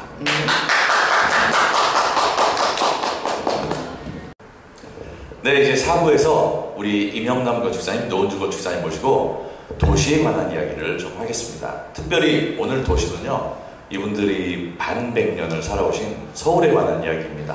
많은 분들이 지방에서 서울로 이주해 오신 분들도 많지만 우리 임형남 건축사님은 서울 토박이시죠? 네. 그래서 토박이시라서 옛날 서울에 대한 이야기를 많이 알고 계세요. 자, 그 이야기를 좀 네, 서울 이야기를 좀 들려주세요. 그러니까 제가 이제 반백년을 좀 넘었어요. 반백년 좀 넘게 살았는데 서울이란 말이 이제 사실은 일반 명사잖아요. 네. 그러니까 수도를 하는 일반 명사잖아요. 근데 보통 그 지명은 다 고유명사잖아요, 거의. 서울은 일반 명사예요, 특이하게. 사실은 그러면서 서울이라는 데가 일반 명사화되고 있는 것 같아요. 서울이 갖고 있는 고유의 속성은 점점 없어지고 서울은 어떻게 보면은 가장 땅값이 비싼 도시로 사람들은 이제 알고 있고 그거에 대해서 뽑아낼 생각만 하지 서울에 대한 어떤 아픔을 생각하는 건 거의 없는 것 같아요. 근데 그래서 이제 저희는 이제 늘 그런 생각을 해요. 그래서 아니 왜 나한테는 고향인데 사람들은 이제 서울 욕하는 그러니까 누가 지방에 가서 부산에 가서 부산 사람 앞에서 부산 욕을 하면은 맞아 죽어요. 그렇죠. 어디 가도 그렇죠. 어느 동네 가서. 근데 우리는 내 앞에서 서울 욕을 막 해요. 당당하게. 그거에 대해서 아무도 반론을 제기하는 사람이 없거든요. 그러니까 어느 순간 보니까 너무 불쌍한 거예요, 서울이. 아니 여기가 왜 여기는 내 고향인데 왜 니네들은 욕을 하고 여기서 뭐 땅값 오르는 것만 맨날 카운트하고 있냐. 맞아. 그래서 이제 제가 그러면서 이제 서울에 대해서 그림을 그려보자. 그래서 이제 그림을 하나씩 그렸어요. 그러니까 서울의 원래 속살, 서울의 원래 모습, 서울의 원래 길, 뭐 이런 것들을 이제 하기 시작을 한 게 한 10년 정도 쌓이니까 이제 책이 한 권 나오고 지금도 이제 계속 그리고 있죠. 그 사람들이 뭐하러 그리냐 이제 뭐하러 그려 그거를 뭐 납품하는 거야? 뭐 왜 그려? 그러는데 저는 그려요. 그러니까 집에서 뭐 텔레비 보면서 그리고 뭐 음악 들으면서 그리고 그냥 그려 의미 없이. 근데 나는 사실 그게 뭐냐면은 내가 살았고 내가 앞으로 계속 살아야 될 서울에 대한 나는 보답이라고 생각을 해요. 이거를 내가 그려주는 게. 이를테면 이제 사진을 영정사진 그려주듯이 그려주는 거죠. 그러니까 피마키가 없어질 때쯤 되면은 피마키를 가서 피마키 사진 찍고 그걸 그리고 피마키가 없어졌잖아요. 근데 내 그림에는 이제 남아있거든요. 근데 이제 저는 이제 그렇게 생각해 그런 아픔이 좀 있어요. 서울 시장님이 인사하셔야 될 것 같아요. 훌륭한 서울 시민? 저희가 어떤 그룹에서 서촌 답사를 좀 해달라. 저희가 이제 예전에 서촌에 살았던 적이 있다 보니까 그래서 뒷골목을 이렇게 이제 막 다니는 투어를 한 2시간 정도를 했어요. 그래서 2시간이나 다닐 게 있어요? 다닐 게 있습니다. 이제 숨어있는 진짜 속살을 보는 그런 길들, 골목길, 사실 우리가 대로만 지나다녀서 그렇지, 굳이 서촌이 아니더라도 모든 동네에 사실 뒷길들이 있거든요. 뒷길에는 생활이 있고, 진짜 사는 사람이 있고, 다 그런 역사가 있는 건데, 우리가 사실 못 보고 그냥 차로 지나치는 거잖아요. 그래서 그 골목길 투어를 하고 이제 마지막에 이제 헤어지는 자리에서 어땠냐고 물어보니까 다들 이제 그 얘기를 하는 거예요. 그러니까 예를 들어 동경 투어 같은 거는 젊은 대학생들이 굉장히 자주 가는데 가가지고 막 그런 거는 굉장히 열심히 봤지만 사실은 내가 사는 서울에 이런 풍경이 있는지는 전혀 몰랐다. 상상도 못했었다. 그래서 이제 그 경험에 대해서 굉장히 이제 좋았다고 얘기해줘서 굉장히 고마웠던 적이 있거든요. 이야, 정말 대단해요. 지금 서촌이라고 하는 게 행정동명으로는 그러니까 이제 뭐 효자동, 창성동, 통이동, 이제 우리 그 필운동 이제 여러 동, 근데 지금 이제 없어졌죠, 동 이름이. 무슨 길, 무슨 길로 다 바뀌어가지고. 그 저희는 이제 세주소 반대로자였거든요. 그 동네 이름이 다 없어지니까. 그러니까 가령 뭐 이제 세종로는 원래 있던 길이긴 하지만 예전에 이제 경복궁 같은 경우에 이제 뭐 그 세종로 1번지든가 아무튼 그런 이름이었는데 지금은 경복궁 주소가 사직로 몇 번지 뭐 이런 식으로 돼 있어요. 그러니까 그거는 사실은 이제 건물이 있는 순서대로 번호를 매기다 보니까 정작 그 건물과는 전혀 상관이 없는 길 이름이 됐거든요. 예를 들면 이제 운영궁 같은 경우에도 왠지 운영궁 로여만 될 것 같은데 거기는 3일로 몇 번지예요. 왜 그러냐면 이제 옛날에 3.1 그 운동이 있었던 게 그 밑에 그 공원에서 있었잖아요. 탁골공원에서 있었는데 정작 탁골공원 주소는 또 종로 몇 번지예요. 그러니까 지금 이게 뭐야? 가로 세로 갈기갈기다 찢어놨어. 뭐가 일관성이 있던지 역사를 남기면서 길 이름을 쓰던지 그게 아니고 그냥 가로 세로 넘버링만 해가지고 하는 이러다 보니 이제 지금 당장도 혼란이 있지만 10년 20년 지나고 나면 그런 동네 이름을 사람들이 기억을 할까? 우리만 해도 아련하고 그게 어딘가요? 막 이러잖아요. 스토리가 없는 정책이죠. 안타깝습니다. 그건 원래 이제 그거는 딴 나라 가가지고 식민지에 이제 하는 사람들이 그 나라의 문화를 없애기 위해서 하는 맞아, 일본 사람들이 우리나라에 짐받고 그래. 딱 그런 것처럼 마치 그렇게 없애듯이 막 없애고 있어요. 자꾸 하나씩 동네 정체성을 점점 없애거든요. 땅 이름이 있는 데는 이유가 있다는 말이죠. 그래. 근데 그걸 없애는 거죠. 숫자로 이렇게 한다는 거죠. 싹 문질러 버려요. 그렇죠. 자국들. 근데 지금 아까 피막길 없어졌다라고 하시는데 저도 사실 피막길에 대한 그 뭐 자주 못 가봤지만 굉장히 정이 있었던 그 골목 찾아다니면서 이를 듯 하면서도 찾아다니는 게 있었는데 우리 그 옛날 피막길에서 있었던 그런 추억 이야기. 그러니까 저는 어렸을 때 을지로 입정동에서 태어났거든요. 을지로 산가. 그래서 저는 이제 뭐 사람들은 산에서 놀고 물길에서 놀고 뭐 이런 놀 때 저는 골목을 뒤집어서 놀았어요. 그러니까 저는 그래서 저의 놀이터는 모든 서울시 이제 그 중심에 있는 피막길 포함해서 골목이에요. 그래서 모든 골목을 저는 거의 알고 있었거든요. 그래서 거기서 길 잊어버리고 이렇게 길 잃다가 어디서 만나요 길들이. 그러면 내가 알던 길하고 연결돼요. 그래서 지식이 그러는 것 같아요. 그러니까 내가 이제 느낀 게 막 모르고 헤매다가 내가 아는 지식하고 연결을 해서 하나가 되는 거죠. 그러니까 어렸을 때 이제 그런 거를 배우는 거예요 골목에서. 그러니까 나는 사실은 이제 그런 것부터 시작을 했기 때문에 그런 골목 하나하나가 갖고 있는 역사가 있고 그게 옛날 수선전도나 옛날 조선시대 지도를 보면 있어요. 그 길들이 다. 진짜요? 네, 그런 길들이 있어요. 다 지금 남아있어요. 이렇게 선으로 다 있는. 근데 그런 것들이 지금 하나씩 없어지고 있어요. 지금 지금 방송을 보고 계시는 우리 시청자 중에서 아주 어린 친구들이 있을 것 같아요. 그 어린 친구들은 피막길이 뭔가 잘 모르죠. 이렇게 생각할 텐데 피막길에 대해서 설명 좀 해주시겠습니까? 옛날에 이제 그 원래 세종로하고 종로 쪽에 있었던 그 길들은 그 양반이나 고관 대작, 뭐 임금님 이런 분들이 다니던 큰 길이었을 거 아니에요. 그러면 이제 양반이 나타나면 이제 일반 평민들은 뒤로 숨어서 나도 내 갈 길을 가야 되는데 그러니까 이제 말을 피해서 가던 길이라 해서 피막길. 그럼 굉장히 서민적인 길이죠. 서민의 길이죠. 그 주로 음식점에 많이 있었어요. 그 안에 막걸리 사람들이 막걸리 먹고 뭐 전 부치져 먹고 뭐 이런 게 많았고 그 다음에 이제 그 조그만 그 무슨 공예품들의 집들이 쫙 있었고 거기에 이문이 하나씩 있었어요. 동네 문. 그래서 이문. 그래서 종로에 가면 이문 설렁탕이 있거든요.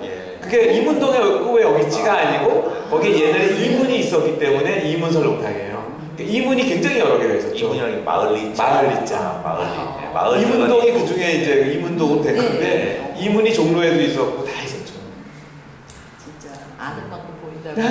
어릴 적 추억이 그렇게 있는데 그 추억이 다 없어지고 소위 말해 스토리가 무너지고 스토리 없는 그런 하드웨어들이 뚝뚝 들어서는 걸 보면 참 마음이 아프시겠어요. 마음이 아프죠. 마음이 아프고 사실은 나는 그게 이제 순수한 의도나 그러니까 서로를 위해서 하는 게 아니고 사실은 어떤 분들의 그 경제적 이익 때문에 하는 경우가 많거든요. 그렇죠. 그러니까 우리가 이제 피막길을 없애고 세운 건물 같은 게 그게 뭐 한국의 현대화, 한국 건축의 현대화를 위해서 한 게 아니거든요. 그러니까 어떤 분들이 개발 이익을 위해서 한 거고 거기에 계셨던 분들 다 쫓겨났어요. 임대료가 네, 올라가고 그렇죠. 있기 때문에. 네. 그러니까 그걸 누구를 위한 계획이냐 이거죠. 그러니까 사실은 이제 그렇게 되는 것들이 많은데 많은 사람들, 일부의 몇 명 사람들이 거기에 이제 뭐 있기 때문에 감히 비판을 못하는 거죠. 근데 우리 건축하는 사람들이 그거에 대해서 비판을 해야 된다고 생각을 해요. 내가 그 일을 못하더라도. 네. 그러니까 이제 건축가의 일이라는 게 물론 저희처럼 뭐 집을 설계하고 아주 소소한 그것만 있는 게 아니고 물론 이제 큰 건물을 설계해서 큰 이익을 보는 건축가가 있어요. 물론 주로 큰 회사들이긴 하지만 근데 이제 그게 꼭 그런 단순한 개발 이익만 따질 게 아니고 이제 이런 일들을 통해서 역사가 바뀌는 거잖아요. 어떻게 보면 그렇죠. 역사가 사라지고 그런 거에 대해서 분명히 그거를 참여하는 사람 외에 다른 사람들이 얘기할 수 있어야 된다고 보고 저걸 큰 좋은 기회다, 일이다라고 생각할 게 아니라 저런 프로젝트를 통해서 도시가 어떻게 바뀔지에 대해서는 우리가 걱정해야 되고 사회적으로 사실은 얘기를 해야 되는 거죠. 건축가 아니면 누가 얘기하겠어요. 그렇죠. 무슨 말이에요. 그러니까 그냥 쓰시는 게 아니에요. 이게 약간 소극적이긴 하지만 나중에는 또 쓰고 있는 거죠. 이거 잘못됐다는 얘기 하고 있는 거잖아요. 저는 열심히 쓰고 있는데 뭐 이렇게 많은 분들이 봐주고 계시진 않으셔서 봐줄 것 같아요. 어찌됐든 건축가로서 사회 참여를 적극적으로 해야 될 이유가 그게 바로 역사가 되기 때문이죠. 그럼요. 지금 현재 새마을운동 이후에 지어진 게 30년 쓰고 부시고 40년 쓰고 부신다는 건 역사가 아니잖아요. 근데 역사가 이전에 수백 년 흘러왔던 것을 다 부시고 남겨질 역사를 또 만들어두지 않는다는 것은 어쩌면 우리 후손에게 큰 죄를 짓는 거죠. 맞아. 네. 후손들한테. 그다음에 그 종로에 그 지하를 파헤쳐가지고 네. 한 600년 된 그 지층을 다 없애는 거는 그렇죠. 큰 죄죠. 지하 그걸 파서 뭐 하냐면은 주차장 아니면은 기계실을 넣거든요. 그렇죠. 600년 역사와 주차장하고 왜 바꾸지? 세상에. 그거 말도 안 되는 거거든요. 그러니까 미국 같은 경우에는 진짜 뭐 누가 쓰던 휴지까지도 역사의 박물관에 보관을 하거든요. 글쎄 우리는 말이야. 그거를 싹 없애가지고 DDP, 그냥 알루미늄으로 만든 거대한 그냥 뭐 무슨 네. 분비물 같은 거 하나 그렇죠. 그런 짓을 하고 있어요. 그러니까 나는 화가 나는 거예요. 그러니까 나는 그 건물이 화가 나는 이유 중에 하나가 그렇게까지 가치가 있을까? 우리가 5천억 원을 저기에 들여 5천억 원을 들여서 역사의 지층을 없앨 가치가 있을까?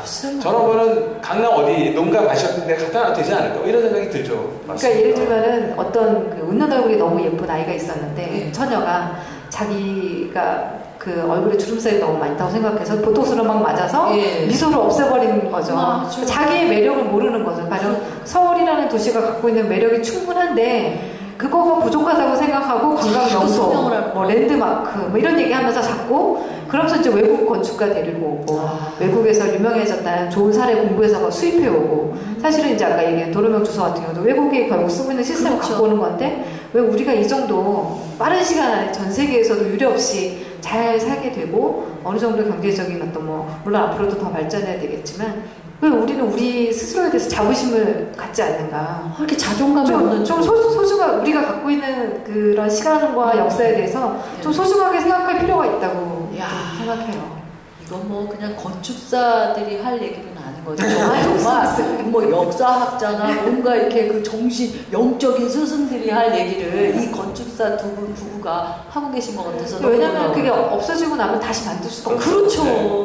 오늘은 대중을 위한 이야기와 더불어 사실 건축인들에게도 전하는 메시지가 되게 강하신 것 같아요. 반향이 클 것 같습니다. 서울은 이미 세계적인 도시가 돼버렸거든요. 그래서 우리도 지금 서울의 옛 추억을 떠올리고 있지만 한편 돌아보면 또 이제 지금 현실에서는 외국에서도 서울을 보러 많이 오고 있지 않습니까? 그렇다면 그들이 와서 서울에 와서 보고 가고 있는 모습도 있지만 속으로 생각하시는 것도 있으실 거예요. 저것만 보고 가서는 안 되는데 라는. 일단 외국 사람들이 대한민국이라고 하는 나라를 방문하고 그중에 수도 서울을 방문했을 때 저것만큼 우리가 꼭 보여줘야 될 것이다 라고 생각하는 것이 있다면 어떤 것일까요? 그러니까 나는 그 우리나라 문화 자체가 굉장히 예. 특이한 문화예요. 그러니까 비교해 보면은, 그러니까 한중일 삼국을 비교해 볼 때, 과연 뭐 건축도 그렇고 조경도 그렇고 어떤 문화나 도시의 모양 자체가 되게 특이해요. 그러니까 이제 중국이나 일본이나 이런 데에서 도시를 만들면 직교하는 좌표로 막 그리드를 치고 그 안에 질서 정연하게 되거든요. 근데 서울은 보면은 그런 그리드가 아니에요. 되게 자유로운. 이건 뭐냐면은 땅의 기운에 맞게 땅의 흐름을 그대로 집어넣는 거예요. 근데 이거는 제가 볼 때 굉장히 고급스러운 도시계획이거든요. 근데 이제 우리는 사실은 그거를 부끄럽게 생각을 했어요. 그래서 그 개천을 다 메워버리고 그다음에 그런 건 쫙쫙 피고 이렇게 휘어진 길은 피고 좁은 길은 넓히고. 근데 그게 다 이유가 있었거든요. 좁은 길은 좁은 데는 이유가 있었고 못 살아서가 아니고 그거는 다 얘기가 생각이 있었는데 나는 사실은 서울의 원 도심의 그런 그 정신을 보여줘야 된다고 생각을 해요. 그건 어디냐면 옛날 길들을 데리고 다니면서 그 세운상가에 있는 좁은 골목길 이런 데 다니면서 옛날에 우리나라 선조들이 갖고 있던 도시에 대한 생각을 얘기를 해줘야 된다고 생각을 해요. 뭐 하나의 뭐 무슨 기념물, 하나의 모뉴멘트 이런 걸 보여주는 게 아니고 그거를 해줘야 되는데 그걸 해주려면 알아야죠. 그러니까. 그렇죠. 알아야 얘기를 해주죠. 그 철학을 갖고 있는 사람만이 얘기를 할 수 있죠. 우리가 먼저 공부를 해야 돼요. 서울에 대해서. 저희가 외국에 어떤 학생이 이제 저희 사무실에 와서 인턴을 했던 적이 있는데 종묘를 이렇게 데리고 왔더니 깜짝 놀라면서 자기는 랜드마크라고 하면 수직적인 랜드마크만 생각했는데 종묘는 수평적으로 아주 길잖아요. 그러니까 이제 그거에 굉장히 놀라면서 이런 수평적인 것도 랜드마크가 될 수 있다는 걸 놀랐다. 그 얘기가 이제 시사하는 바가 크다고 생각하거든요. 우리는 너무 일상적이라고 생각하는 거를 그들은 놀라워하거든요. 그러니까 우리가 외국에 가서도 사실은 막 유명한 건물도 찾아다니지만 조그만 뒷골목에 갔다 여기 재밌네 이러면서 막 이제 뒷골목에 조그만 카페에 가서 막 차 마시면서 좋아하는 것처럼 그래서 우리도 우리의 이면 우리의 사실은 그 이제 화장을 벗은 얼굴에 대해서 좀 정말 자신감을 가질 필요가 있어요. 네, 맞네요. 이 노인의 그 삶의 고랑 네. 피면 무슨 맛이 있겠어요. 그러니까 그렇죠. 인생의 훈장인데. 그렇죠. 네. 생각 자체가 다르네요. 네. 저도 주름 많습니다. 멋진 주름입니다. 웃어서 생긴 주름이잖아요. 멋있어요. 하여튼 서울에 대한 이야기는 저도 되게 궁금해요. 저도 서울 사람이 아니기 때문에 서울에 대한 이야기를 들으면 들을수록 빠져들어가는데 어디 사람이세요? 네, 저는 대한민국 사람입니다.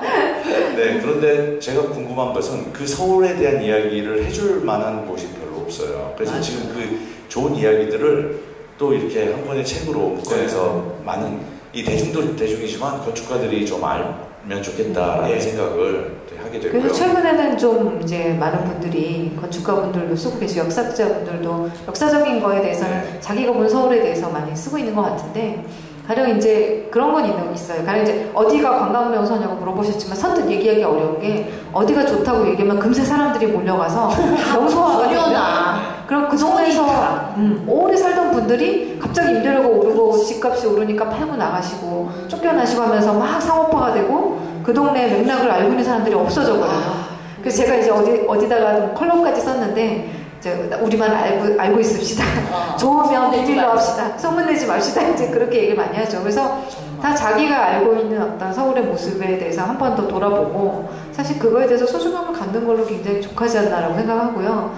명소 이런 거는 이제 제가 나중에 방송 끝나고 살짝 알려드리겠어요. 너무 소문내서 서울은 어찌됐든 직교하는 그런 도시가 아니고 자연 발생적으로 나는 길이다라고 하는 게 사실 그게 사람 친화적인 곳이었잖아요. 자연 발생이라고 하는 게 사람이 다닐 수 있는 대로 길이 났던 거고 직교하는 데는 사실 우마차 요즘으로 치면은 자동차 중심의 도시잖아요.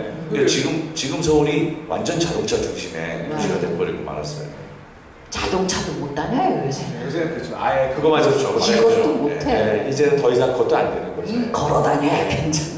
사실은 이제 우리가 산업화 시대에 이제 산업혁명의 유산이 철도, 고속도로 이런 것들이었는데 공장 이런 것들이 지금 선진국에서는 사실은 다 그거를 박물관으로 만들고 미술관으로 만들고 철도는 공원이 되고 이번에 뭐 서울역 고가도로 공원 계획도 나왔지만 사실은 우리가 그동안은 속도를 높이는 것에 모든 관심을 쏟았거든요.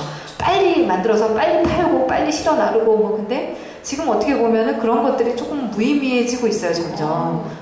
그래서 그런 속도를 늦추고 시간에 대해서 생각하고 그러니까 그런 것 우리는 사실은 이제 정치인들의 이 임기 단위로 해서 임기 안에 뭘 끝내야 되고 뭐 보건도 임기 안에 해야 되고 신설도 사업도 임기 안에 그리고 또 사람이 바뀌면 전임 누가 하던 거는 없애버리고 근데 좋은 건 좀 남겨놔야 되잖아요.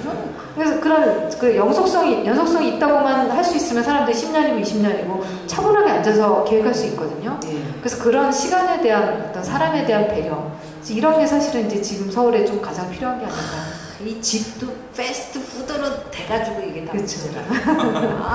삶 자체가 왜 이렇게 빨라졌는지 정말 바빠요. 오늘 두 분 모시고 너무 귀한 이야기 잘 들었죠. 네. 저만 이렇게 재밌었나? 네, 4부에서 지금 도시, 특별히 서울에 대한 이야기를 함께 나눠봤습니다. 이렇게 해서 우리 이명남, 노은주 건축사님 부부 모시고 4부에 걸쳐서 귀한 이야기 함께 나눴는데요.